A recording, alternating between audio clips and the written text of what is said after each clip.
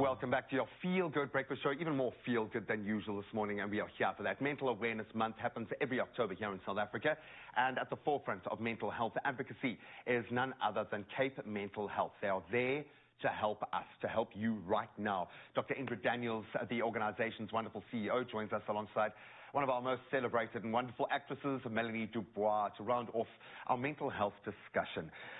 Mel, just before the break, I was asking you to think about maybe some of those warning signs that you had gone too far, that something was wrong.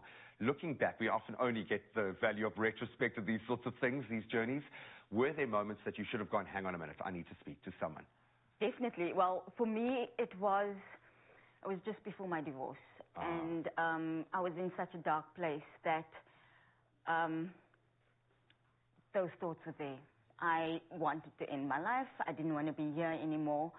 And I don't even know how I got to hospital. I got to hospital. Did you try to end your life? Yes. And my psychiatrist, I didn't want to stay there. I said, there's no ways I'm staying. There's nothing wrong with me. I don't want to be here. And she said, if you don't stay, we're going to lock you up because you are a risk to yourself right now. And I actually, that moment collapsed. I didn't know where I was. For days on end, I thought nobody was seeing me, and I was being left to die, and I hated everybody. But I just had a major psychotic attack and lost all consciousness around me. And I didn't even know I was going through that. A lot of people are going through this darkness, and they don't even realize that they are going through a breakdown. You're in the eye of the storm is what I use in my own sense. And I can feel it, because those kind of manic behaviors play out in me as well. Yeah. This is, I mean, if this is happening to one of our most celebrated actresses that's on TV, living the best life, and you've been through the ringer over the last few years, so my heart connects with you on that level, definitely. This is a lived experience for so many South Africans.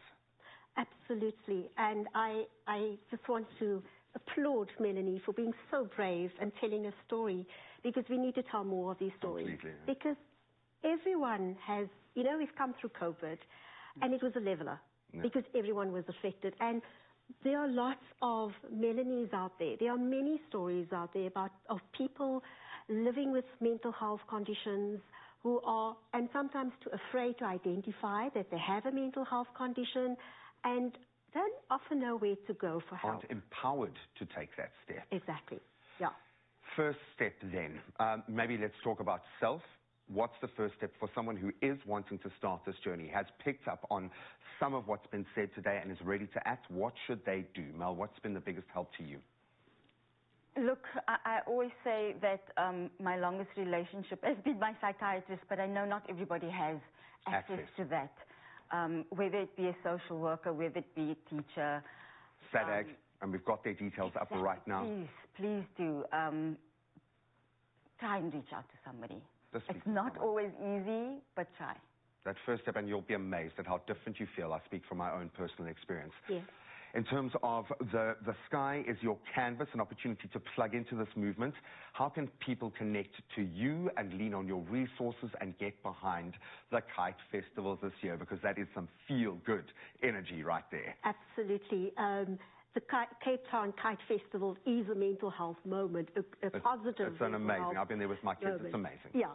So first of all, we want people to talk about mental health. Normalize the conversations. Seek help. Cape Mental Health provides free mental health services. If you don't have money, most South Africans are going through a very tough economic times. We provide free mental health services. We are just a phone call away. Wow. Really just we have professional social workers ready, waiting for those calls to come through. So the sky is your canvas, and we want to tell every South African that the sky can be your canvas. It's a wonderful concept if you think of the imagery around it. You know, we've been through very difficult times. People have lived in very adverse conditions and challenges that everyone has suffered. Trauma. Yeah. We have South Africa is a very traumatized country. And the sky is your canvas, provides the opportunity to dream again, to keep hope alive, to know that there is help. You don't have to suffer in silence. We want to hold your hand. We also know that the sooner we give you and you can get support and assistance, the better your mental health outcomes. It's a journey. It's a journey. And so the sky is your canvas, is really telling everyone, you know, there is an opportunity to survive and come through the difficulties with the necessary support. You know, we had the EduKite competition on Saturday with young learners from primary schools, learners with special educational needs and learners from mainstream schools. And there was a 12-year-old boy who spoke about his anxiety and his depression. 12 years old? 12 years old. Yeah. So our children and our youth are, but they're talking more about it. And this little advocate, mental health advocate, talking about his journey. And it was as if the lights went on for many of the children who were there. And the themes, the messages that they were giving, messages such as, the sky is your canvas and the paintbrush your mental health. Wow. Color the sky with hope. Stand tall.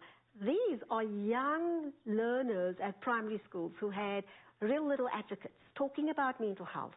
And I think the more we can talk about mental health, I think the more we are able to come closer to support people to really receive the help they need. And the sooner we can support, the better, because we also know you don't have to have a diagnosis before you seek help. For sure. And I mean, it is such a scale as well. Absolutely. Everyone sits on this beautiful, colorful spectrum. Yeah. You know, as I'm sitting here thinking, it's always crazy to try and round these discussions off when you're so personally affected yourself. And I have been deeply affected by mental health. I had a complete breakdown on this show when I was separated from my kids at Omicron, is kind of the peak of that after about 4.5 months. I couldn't handle being separated from my little ones. Me being surrounded by the people that I have in the studio, so I'll express my gratitude to everyone here, from the top down, but the guys working here that had to stare at my crying face while someone was performing there. The amount of support I got through that, but the ability to process with these people. We've all gone through something. But what has helped me more than anything else is talking it through.